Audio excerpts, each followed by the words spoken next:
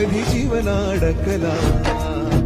राजुनी सगळे ऐशो आराम, रात्रीची करुणी नींद हराम. हो त्या जुनी सगळे ऐशो आराम, रात्रीची करुणी नींद हराम. बाहेर पडला मर्द गडी, राज्याची बसवाया घडी. पण पदरी पडली निर्भत्सना, आपलेच करती अवहेलना.